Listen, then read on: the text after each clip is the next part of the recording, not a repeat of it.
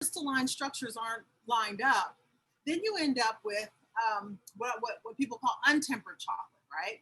That's an entirely different beast of chocolate. That is chocolate. Oh, I forgot my spoon. One sec.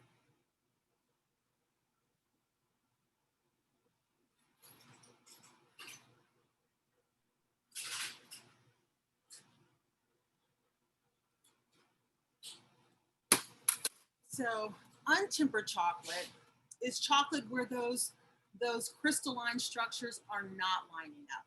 Yeah. And that's a good thing in certain applications, but it's something I want to show you.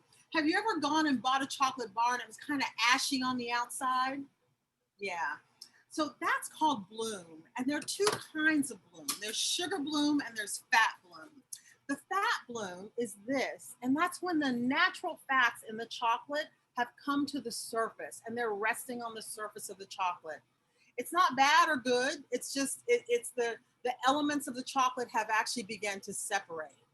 In contrast, you have sugar bloom, and sugar is when the sugars that are in the chocolate again separate from the fats and the cacao, and you get this crystalline. Can you see that structure? These kind of runs. So sugar bloom and fat, when you've gotten these sugar bloom and fat bloom at the you get a bar and you think, oh, that's not good. It's not that it's not good. It's just that the elements of the chocolate are beginning to separate. Yeah. And so someone like me will look at this and we'll melt it down and we want to put it back into temper. We want to line those chocolates if we're using it for a product. If you're not using it for a product and you're making like a ganache, do everyone know what a ganache is? A ganache is basically a cream, making a cream of chocolate. You take the chocolate and you're going to mix it with a bit of you're going to heat a cream or any kind of fat, really. You can use cream, you can use coconut milk, you can use anything, and you pour that heated liquid over the chocolate, and it makes like a beautiful chocolate cream that you can use between cookies. You can put I'm going to actually show you what that is in a bit, but that's untempered chocolate. Yeah. And then you have something called infused chocolates. And in reality, the reason I started making my own chocolates is because I wanted to start offering products, again, modern incarnations of products people were familiar with. Sugar-free chocolates, chocolates that were infused with fruits. Here, this is a chocolate. I showed you this bar. This bar has a white chocolate that I made that I infused with curry and turmeric. Yeah, and I made that chocolate. Here, this is what that chocolate looks like. So I put this chocolate in temper and then drizzle it into that other chocolate I was showing you about. And I'll get into more specifics of this. So those are infusions. Like this is another one. Here, I'm gonna actually take the camera and put it down. This is a matcha mint. Can you see that? It's green chocolate. It's green because I infused that white chocolate with matcha and fresh mint. And then I use that to make that product.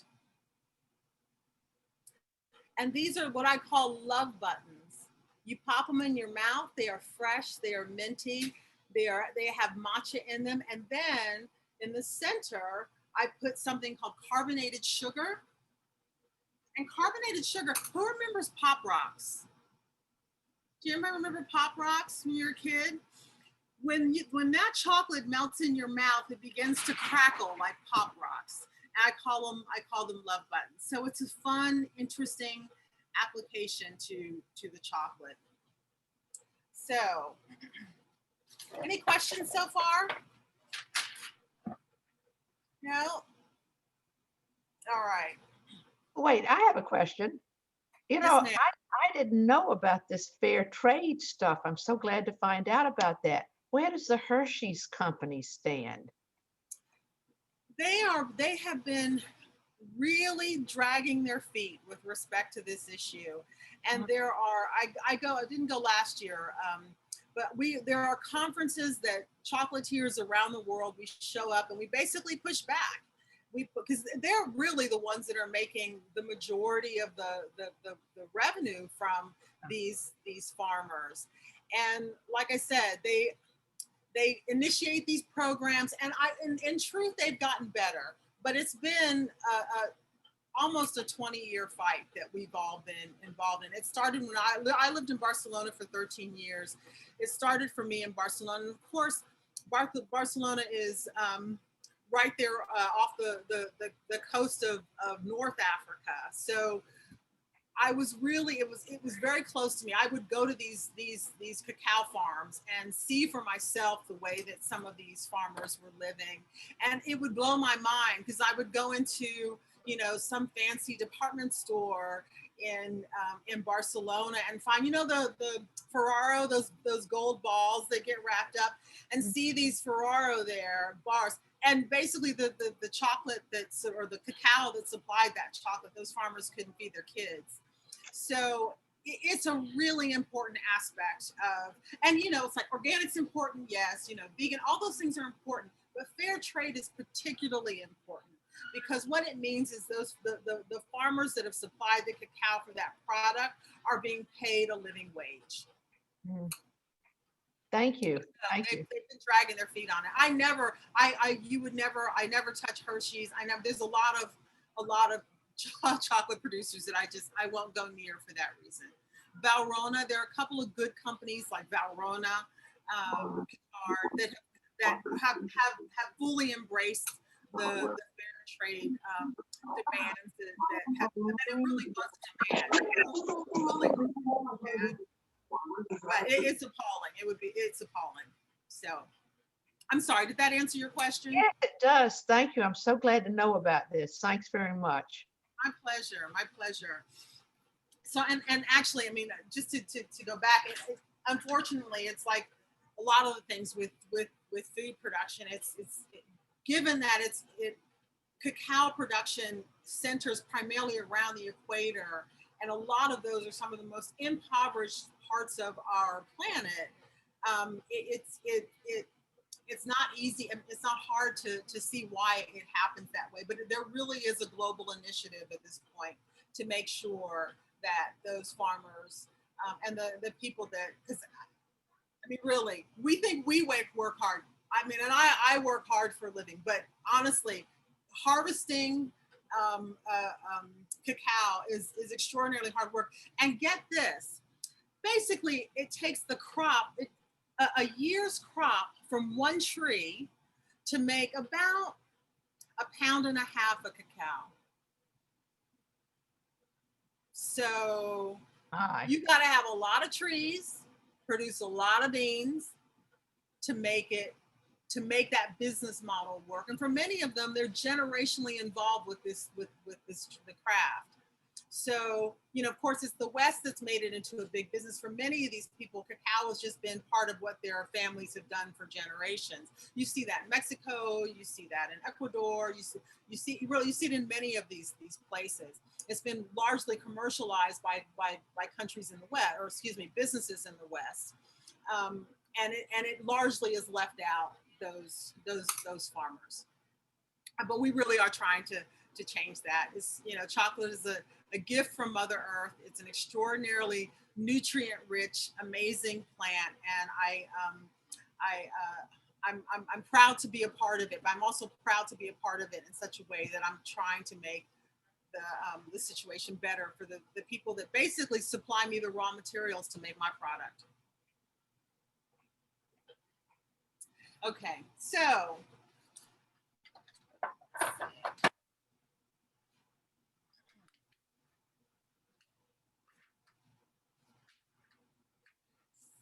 bear with me. Let me find my space. So I'm going to actually go back to the chocolate structure conversation a bit more. Now, chocolate, I said before, it needs to be tempered in order to actually be able to be molded. I'm going to try and show you another thing. I'm going to go, because I missed something on the tempered chocolate thing demonstration. Chocolate that's tempered properly, yeah, it almost sounds like a rock. It is rock hard. Yeah. When I make my tempered chocolate, I make them into big blocks, and I literally have to slam them on the table or get like a rock chisel to actually to break it up. And that's a really good thing because it speaks to the quality of the chocolate, and it also allows you to make quality products once it's in this form. So what that means is to temper the chocolate, to get the chocolate basically from this liquid form, which is not tempered, to get to this tempered form, which is not at all tempered, to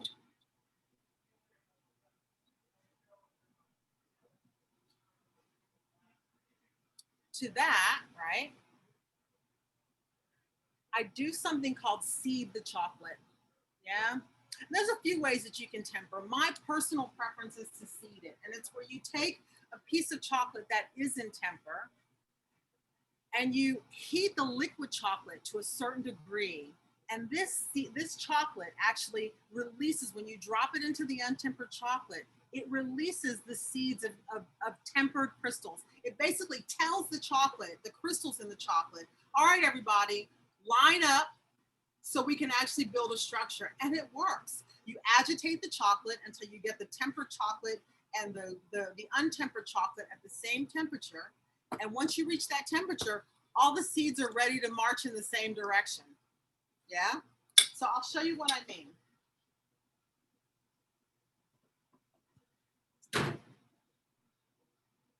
So this is actually a piece of white chocolate that I made. Yeah, this is part of my white chocolate. It's also in temper. So I'm going to drop that in here. And I'm not going to drag you through the whole tempering process because it's really, I don't know, it's not the most interesting part of my job. So you're basically going to mix in the tempered chocolate. I mean, the tempered piece of chocolate, if you can see that. You're going to agitate it.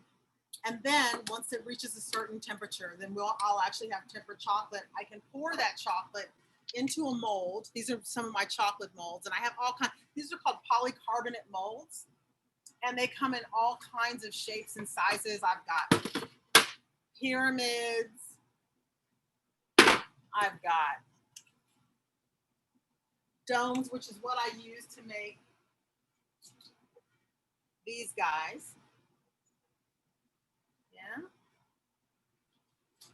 And when the chocolate is then tempered, you can pour the chocolate into the mold like that. That's what they look like on that. It's like what I've done there. I've actually painted out, and I'm going to get to this part. You pour the chocolate in there, and then you can fill it with caramel, ganache, more chocolate, marshmallow. I put everything under the sun in them. I put cookies. I put fruits. You can really do what your imagination is really the only limit. All right. So I have the, let me see, where did I go? And so actually, any questions before I continue on to because I'm actually going to now start showing you what I do with the tempered chocolate. Michelle, I'm curious about the name of your company, Melo. Yeah. Yeah, where did that come from? It started in Spain. I had a company in Spain because I started catering. There are 80,000 Americans living, probably more now, living in Barcelona at the time. And I started catering for them, doing private chefing and weddings. And I had a company called Taste BCN. BCN is the call numbers for the Barcelona airport. And my husband noticed when people started eating my food or my desserts, my tarts, my pastries, he noticed it go, right? And marshmallows were, because they don't eat marshmallows in Spain. So I would like freak people out with like these crazy flavors of marshmallows in Spain. And it kind of came together from the sound that people would make when they would eat my food and this kind of what I call this unicorn confection in Barcelona, which was the marshmallow. It just kind of organically came out of the sounds of those two words, you know. So, oh, and one thing I did want to show you, and I kind of skipped over this, I don't want to because it's important. Really good chocolate. And this is like milk chocolate, dark chocolate. I mean, white chocolate, which technically isn't chocolate because it doesn't have cacao in it, but I call it really good chocolate. White chocolate should have cocoa butter in it, yeah? But really good chocolate is basically 3 elements. And really, nothing more, okay? It's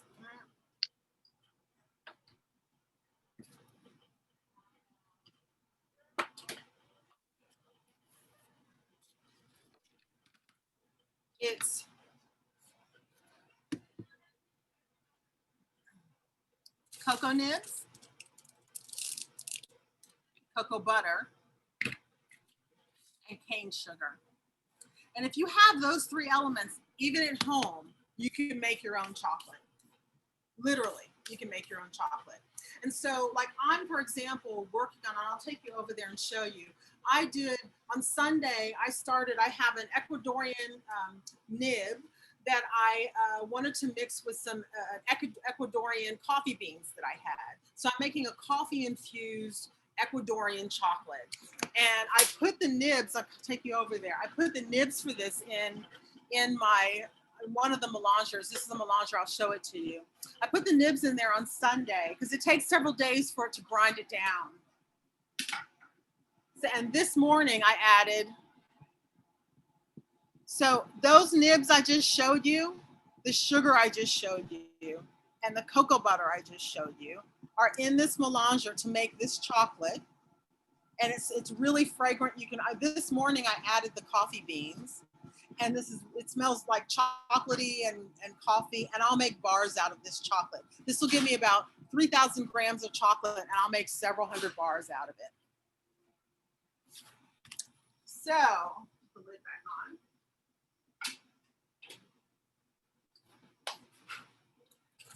So now, check the temperature of this. All right, so this matcha is into, hey Paul, can you give me a scraper? A chocolate scraper? Thank you. So now what we'll do, we'll make a matcha mint bar. And I will show you guys some of the products that I make with all of these confections. Oh, and I have it.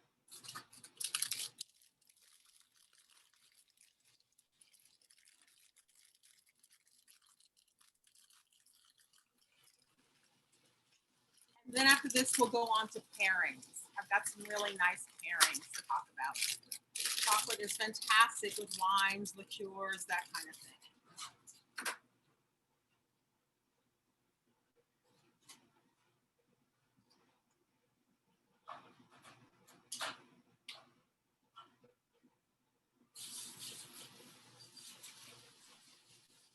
Have any of you guys tried Melo stuff before? No, we have to change that. Did you find it, scraper? We need to do a field trip. Yes. Once COVID is over, we need to do a field trip. I much prefer doing it in person because typically in my normal class, I'll show you how I mix cocoa butter paints and the various colors you use. I use dehydrated purple potatoes. I use dehydrated dragon fruits. In fact, the reason that's pink is because of dragon fruit. Yeah, dehydrated dragon fruit mixed with cocoa butter, and then you paint the mold. And the beautiful thing about chocolate, actually, thank you. The beautiful thing about chocolate is it mirrors whatever you put it up against. So if you put it up against a nice nubbly surface, you can You can make a chocolate orange literally look like an orange if you put it against the right surface. So too is it true if you've got a really nice shiny mold like that, you can make a really nice shiny chocolate. And again, I'll show you some pictures of that. So listen. So this is the matcha bar. We're just gonna like make a bar. I take my mold here and I'm gonna, wow, it's really hard here. I'm gonna put it here. You take the mold, you put the chocolate in the mold.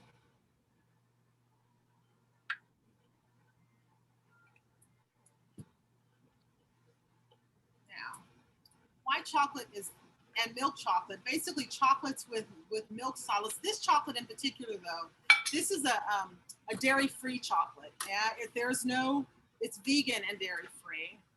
The milk solids in this come from coconut husks, coconut milk, which gives it this creamy texture. And if you're doing this at home, you can throw whatever you want. You can throw cocoa nibs, you can throw dehydrated fruit, you can do whatever you want in it. Yeah. Now I'm gonna pop this in the fridge behind me.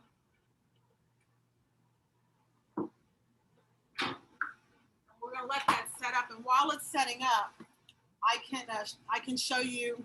While it's setting up, I'll show you my chocolate collection, some of the pieces from my chocolate collection, which will be in the gift box, the gift bag that we send out, and we can also start to talk about a little bit about pairings. Yeah. Also, everybody, make sure you put your email in the chat room to win the raffle. That's right.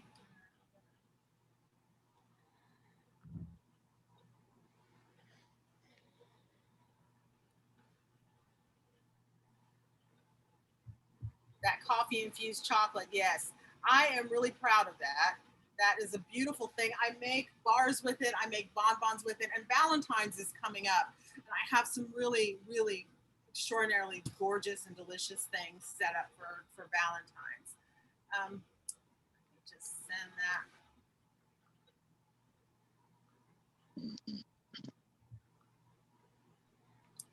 I know they're going to start pulling your names now. Did everyone put their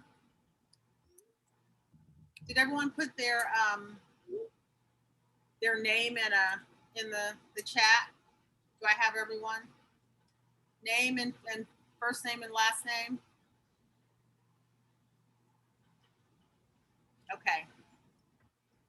All right, so I'm going to share, I'm actually going to show you the collection now, which is just a small sampling of what I do, but it gives you an idea of the chocolate. And I'm also going to use some of the products as an example. This is a vanilla bean marshmallow that's dipped in a 66% dark chocolate that I make. And then the nice thing, this is a product that really relies on tempered chocolate, because when you bite on this, it has a beautiful crunch. The mouthfeel is beautiful.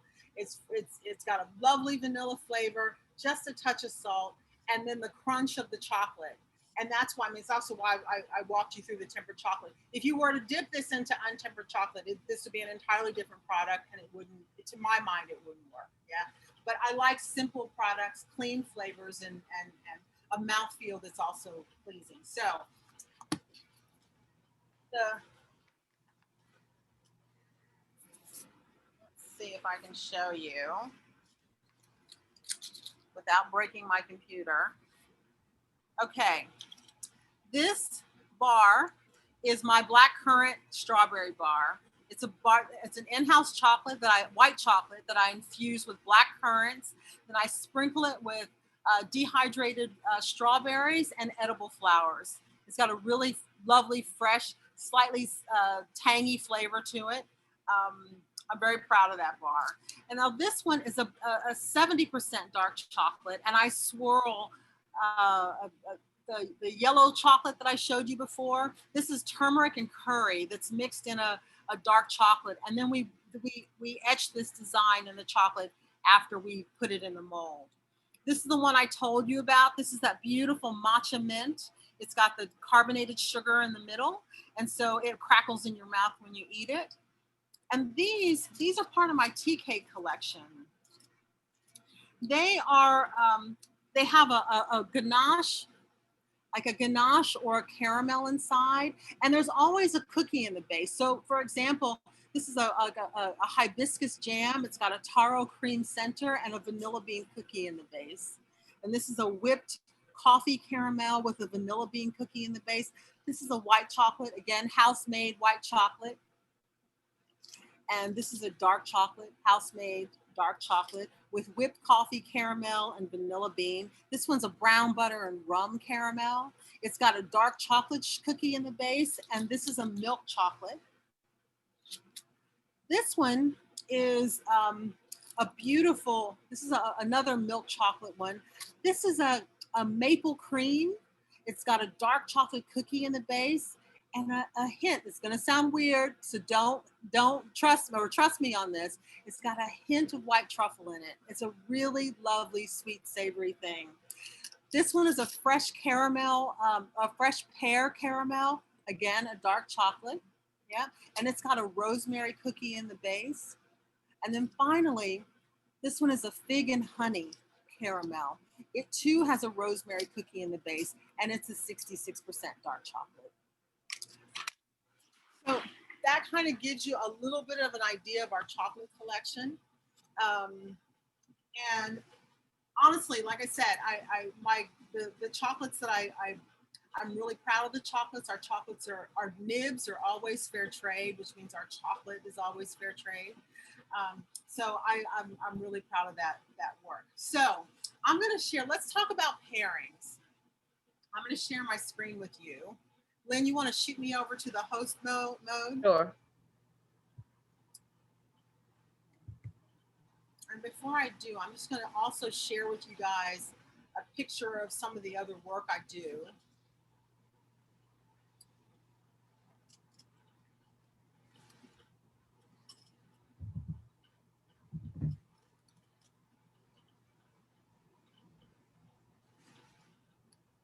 So first, this is a picture of some of the work I do. Like I remember we were talking about the untempered chocolate and what you could do with that.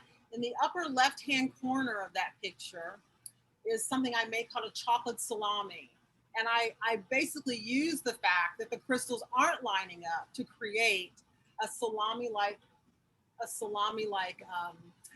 structure, and we roll it in a bit of powdered sugar. It's got nuts and fruits, and it's beautiful with cheeses and wines and that kind of thing. So too, the product on the next to it is my chocolate jam. You know, the chocolate jam is the one that's in the jar. And that, and then again, I like to have sweet and savory applications for the chocolate I make. That's beautiful on a focaccia. You can drizzle it with olive oil and throw some rosemary and salt and the chocolate on there. And believe me, it's a real treat. So these are just some of the other products. I showed you the black currant bar, but these are some of the other kind of products that we use. And all of these pair well with liqueurs, with wines. If you're going to make a platter for guests, they're perfect for that because it'll offer a variety of flavors and textures and mouthfeels and interesting flavor profiles. So let's now go on to the pairing. I've been blabbing about it, so let's do it for real.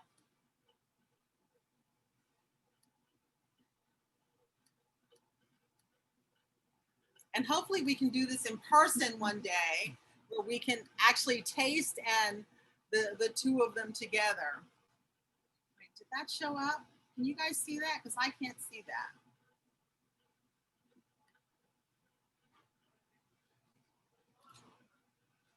So we can only see part of it. There we go. Yeah? Yep.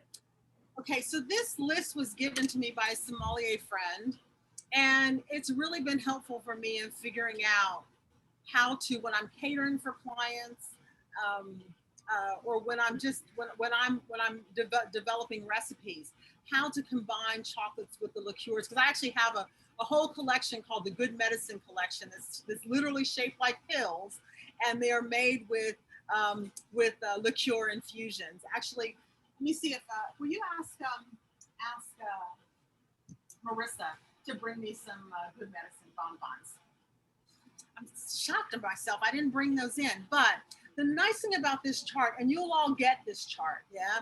The nice thing about this chart is it gives you a way to think about flavor pairings within your own palate, yeah? So it's, you know, you may not like a Chardonnay, but if you are serving a Chardonnay to your guests, this kind of gives you an idea of how to match it with a nice white chocolate and why it works. I particularly like this idea of flavor bridges and structural bridges. And I use that all the time in developing flavor profiles for my work. So the flavor bridge is the thing. What's the thing that actually, well, I like to think, which, you know, kind of freaks people out. What's the flavor that when you first put it in your mouth that floods your tongue? What do you taste? The first thing you taste, right? That's the flavor bridge. That's the thing that introduces those flavors to your palate and will facilitate whatever comes next.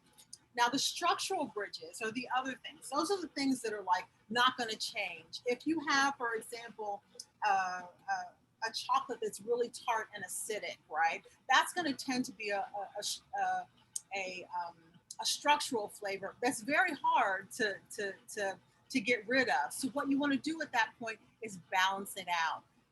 Add something buttery to it. Add something creamy. Add a bit of vanilla to it.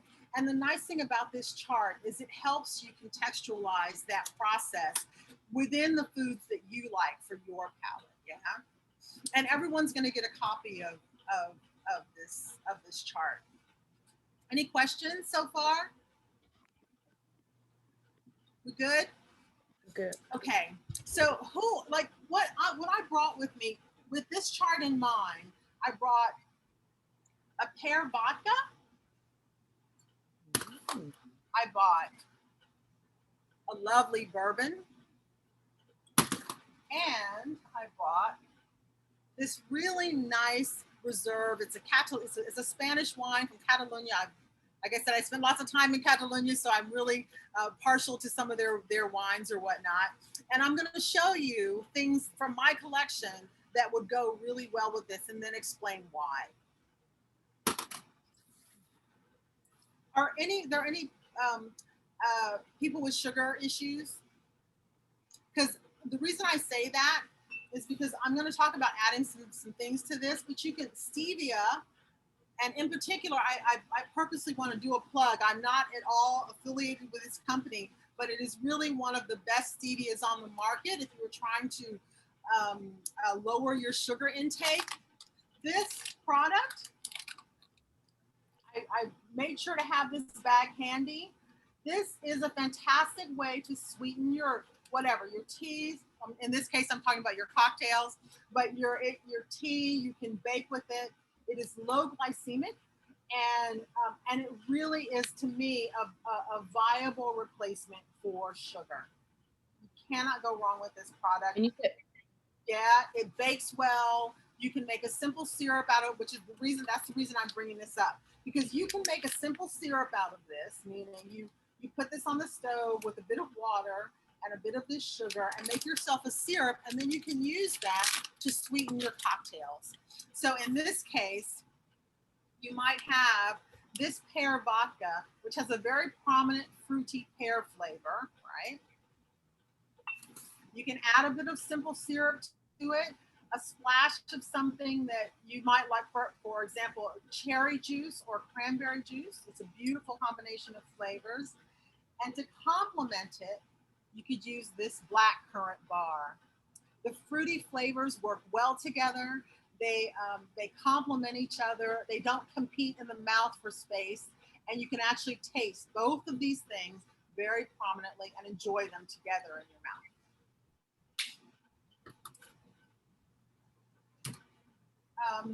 In contrast, this bar, the turmeric bar, which I broke so you could hear the snap, but the turmeric bar works really well with bourbons, scotch,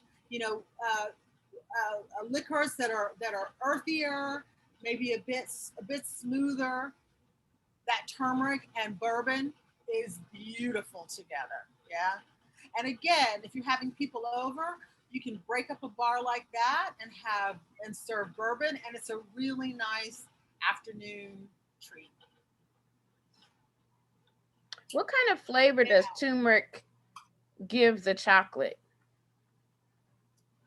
I mean, can you Well, really in that taste it? case, yes, it does have kind of a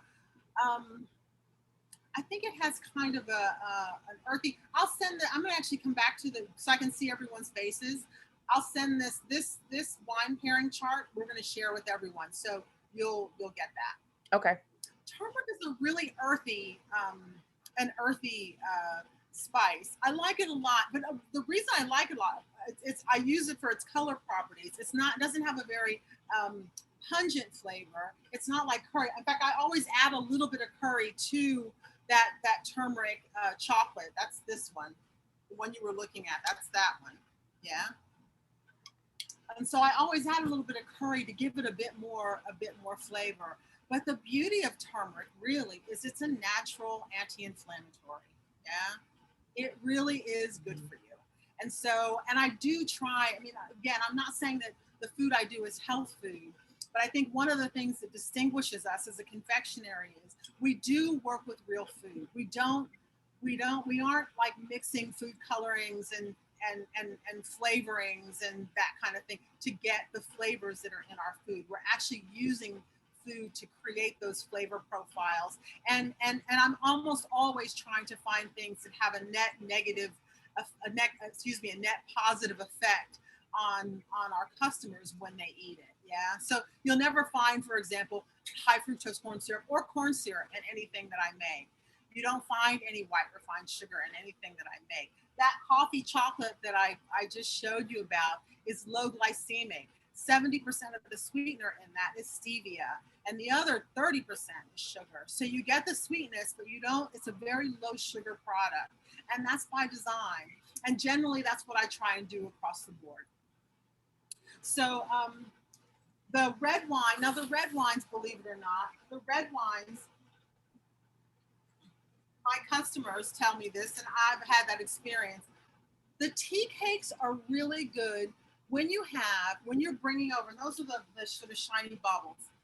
When you have like a group of guests, the tea cakes are great for that because if someone's having white wine, for example, oh, where did it go? If someone's having white wine, for example, the floral notes and the hibiscus are beautiful for that. Yeah, and you can share that with them. Try the hibiscus with your Chardonnay. You're gonna love it. Yeah, or the earthier flavors. The fig, and this fig and honey caramel is fantastic with I find. You know, I think red blends and merlots is fantastic with that. Yeah.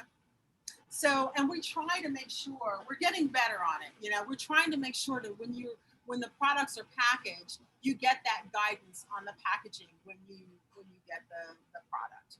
You know, but How do listen, you come up? How do you come up with your flavor combinations? Like, what would make you put the turmeric and curry, in the chocolate? it's part of my process Gotcha. as an artist. I mean, I have a very attuned palate, and I enjoy finding the components of flavors when I'm eating something. My husband often teases me. It's just sort of like no one in the world is gonna. I taste something. I'm like, no, that's not right. There's something in it. He's like, no one in the world was going to taste that, but you. But it just I think I have a very attuned palate, and I enjoy flavors. I've been fortunate enough to have traveled a lot and have tasted things that have challenged my palate, and it challenged me to figure out why I either liked it or repelled from it. And how to navigate that. So it really is that. It's not anything more complicated than it's something that I personally like doing. I'm pretty good at doing, and it feeds its way into my work. I think a lot of chefs you're going to find find that the case. So listen, to wrap it up, I will say this: cacao and cocoa products are nutrient-rich products. They are wonderful. It's one of the rare things that's actually really good for you, but also gorgeous and fun to work with. And I hope when COVID's over, we can get you in the cafe and we can sit down and do some chocolate work together. That's really fun. We make our bars together or bonbons or whatever it is we're going to do, and then we sip wine and talk about the flavors and engage with the food on that level. So I hope that we can do that once COVID is over. But that's kind of everything. Did I talk about everything I needed to say? Did I share it all with you, cocoa? Oh, and cocoa butter. I would say this too. Anyone use cocoa butter on their skin? Yeah. Okay. So like really good organic cocoa butter, you can even eat it. You know what I mean? That's just how good it is. It's good for your skin. It's good for your digestion. It's, great. Same thing with cocoa nibs, guys. You don't need to make chocolate out of cocoa nibs. Cocoa nibs are fantastic. You can sprinkle them on sugar. You can, on cereal. You can put it in yogurt, on ice cream. They add a wonderful texture and crunch that's not super. I hate like really hard stuff.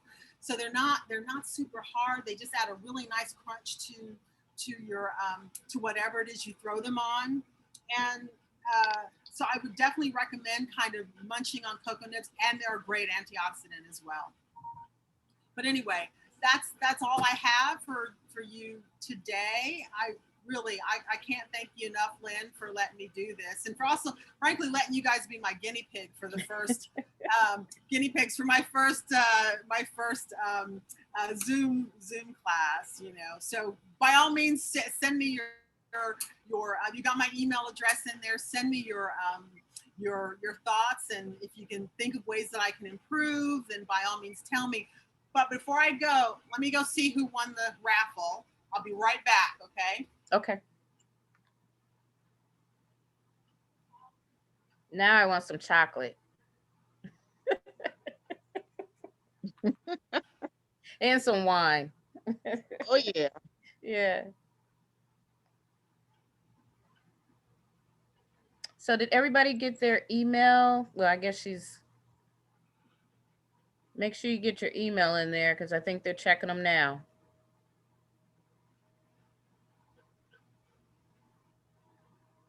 Had anybody heard of Melo before?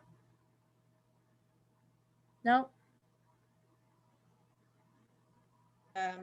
Lynn, where is her cafe located? It's in Polaris. Michelle, can you make sure you put your address in the chat?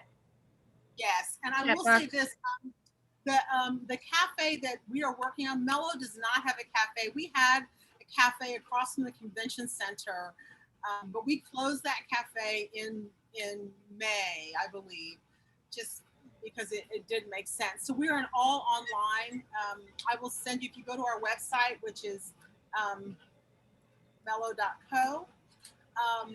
We are looking at brick and mortars for the end of 2021 or early 2022.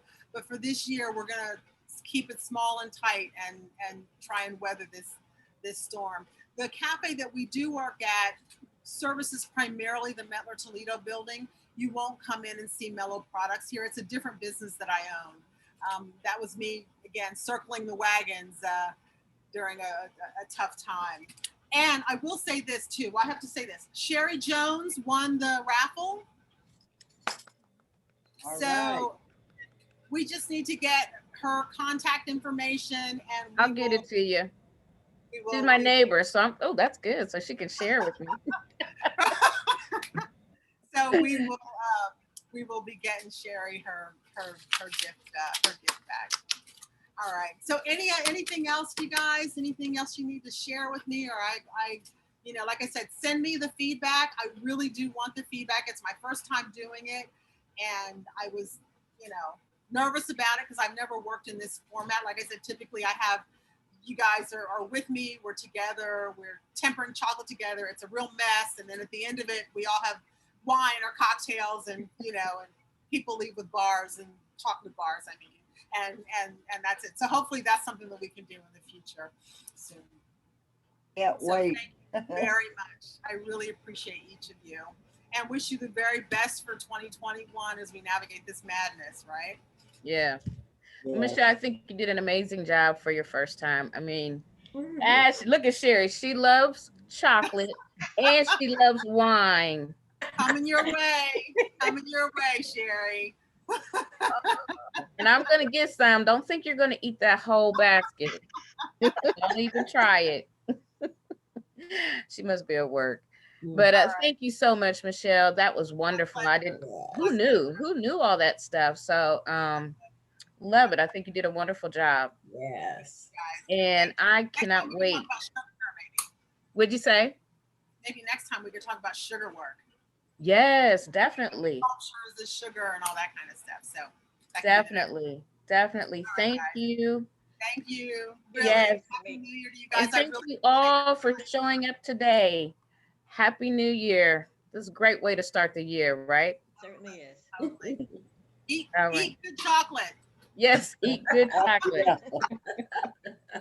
All right. Everybody take care. Yeah, bye-bye. Bye. See you later. Bye. Bye.